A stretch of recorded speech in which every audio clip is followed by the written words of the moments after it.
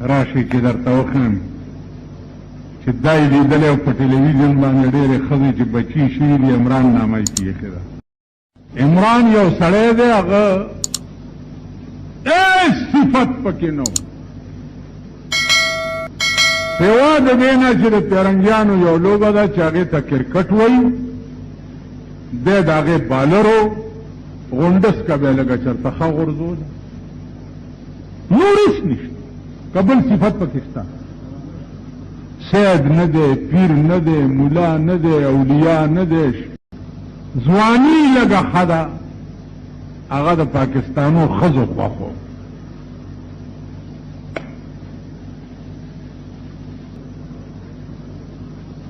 د هغې پته ولګېده، هغه وکړه یهودانه ښځه چېرته ای مسلمانه کړه یا هر څه چلي چې وکړو.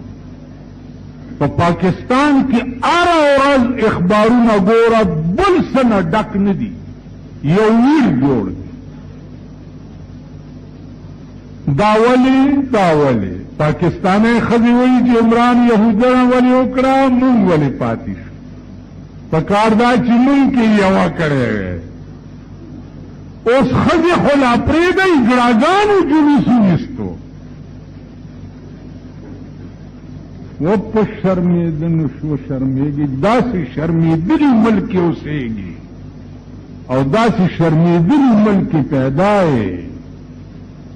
اجراګانو جلوس ویستو چې عمران په یهودو کې ښځه ولې کوله، مونږ کې یو اجرا به یې کړی وی.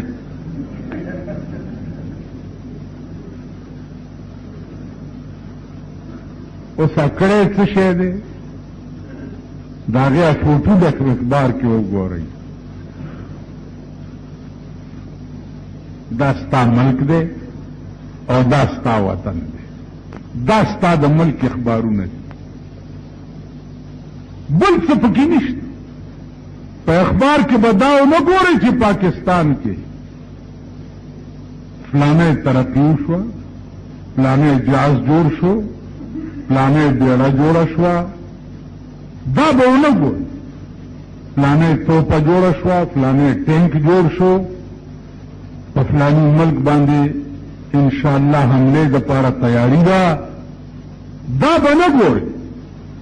خو د پاکستان په اخبارونو کې به دا ګورئ چې عمران یهودنه ولې وکړه، مونږ ولې پاتې شو، اجراګان به ځان له جلوس وباسي، ښځې به ځان له وباسي. دا ستا د ملک اخبارونه دي او دا ستا د ملک قوم دی، دا ستا د ملک سړي دي او دا ستا د ملک ښځې.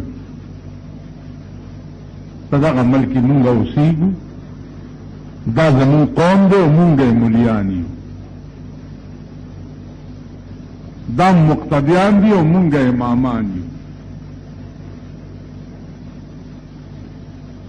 خیال م راغی؟ دغه ګن مونږ پسې ولاړي، دغه ګن مونږ جنازې کوو، دغه ګن مونږ نکاحونه تړو. پروسه کال مې یو نکاح تړلو، هغه هلک ته مې دا جنۍ دې قبوله کړې ده، ویل مال داسې مه وایه، ما قبوله کړې وه او قبوله مې کړه. ویل مال د ګلې زوی دا بل ټکې وکړه. ویل ستا د ملک نوجوان طبقه دومره هم نه پوهېږي. هره ورځ داسې خبرې مې غوږ ته راشي. پرون یو سړی راغی، وی زما یو دوست دی، هغه ټلیفونونه خلکو ته کوي چې ما ښځه پرېښوه، ما ښځه پرېښوه، ما ښځه پرېښوه، ما ښځه چا ته ټلیفونونه کوي؟ بد دوستانو ته کوي چې ما ښځه پرېښوه. دا یې پرېښوه که نه؟ وایي زه څه خبرې ویل نه طلاق وشو که نه؟ مال ته ما ته په پښتنو کې هغه غیر طلاقي وښایه.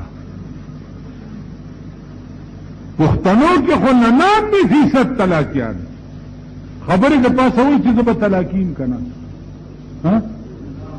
خو چې خبرې کوي پښتانه په اجرا کې خبرې د پاسه وایي زه به طلاقي یم، په ما به ښځه طلاق کوي. خبرې د پاسه 99% دا د سور بچي طلاقیان دي. ما طلاق دیلا شوی د چا دی یعنی دا چل سره مال دا چل دا دی چې دا ټول بې کلمې پیدا دي ټول نیوز ټرای کوم هلکه ته بند کړه دا سپیکر اوس نه ښځې چې دا ټول بې کلمې پیدا دي دوی پسې پوهېږي چې طلاق پسې کېږي او غیر طلاق پسې کېږي طلاق دومره نازک لفظ دی دومره نازک که په ټوکو کې دې وویم طلاقېږي ښځه که د شرابو په نشه کې دې وویم ښځه طلاقېږي نن 99% خلق طلاقیان او طلاق کې ښځې ساتي لګیا دي دومره ګنده ګنده زما چونکې لږ شهرت زیات دی نو دا خلک وایي چې دا ډېر لوی ملا دی حالانکې زه په هېڅ نه پوهېږم نو پرون یو راغی چې 2 لکه روپۍ مهر مې ښځې ته لیکلی دی او ښځه مې پرېښو یو کال ما سره تېر کړی او ښځې ما ته هغه مهر معاف کړی دی اوس ما نه مهر کېږي که نه کېږي مال تا چې ورته لیکلی هغه په څه شي دی دا په سټام دی او مال هغې چې درته معاف کړی دی ویل د شپې هسې ما ته یې غوږ کې ووایي چې معاف مې کو دومره هوښیار و ما ورته ویل بچیا اوس څه وایي وایي هغه وایي چې ما نه دی معاف کړی مال کړه دې پړه کوچوین دا 2 لکه روپۍ به ورکړې تا سټام لیکلی ورکو هغې درته غوږ کې ووایي ستا وس ته 2 لکو روپو چې تا لیکل وی چې نه ولې دې لیکل هغه وخت کې لیونی وي بې خوده وي مهر دا عوض د بزعې دی کړه دې چوي او کور دې ورانېږي مهر به وله ورکړي